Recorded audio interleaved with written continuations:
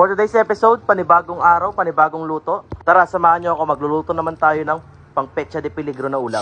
Sakto mainit na yung mantika, nagisa na ako ng bawang, sibuyas, kamatis at hinalo-halo ko lang ganyan para palabasin yung napakabalong aroma. At nung nagisa ko na, inilagyan ko ng patis. Tsaka ko naman sinunod yung mega sardines, baka naman. Tsaka pamintang durog. Tsaka ko nilagyan ng tubig at pinakulo ng ilang minuto. Tsaka ko tinakpan. At nung napakulo ko na, inilagyan ko na ng kunting asin, betchin, pangpalinamnam, tsaka ko nilagay na yung patola. Tsaka ko nilagay naman yung dahon ng laurel. Sinabay ko na rin nilagay ang miswa. At hinalo-halo ko ng dahan-dahan. Habang hinahalo ko nga pala, shoutout nga pala sa mga bagong followers at viewers ko dyan. Salamat po sa panonood.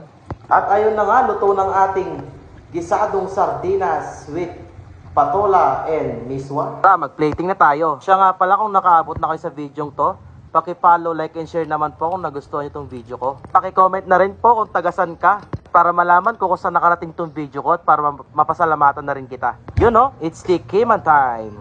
Manganan kakailian.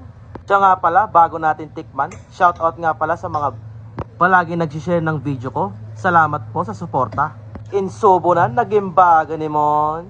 At habang kumakain nga pala ko, shoutout nga pala kay Dagi Nagais ng Katakdigan Beho, Manabuabra.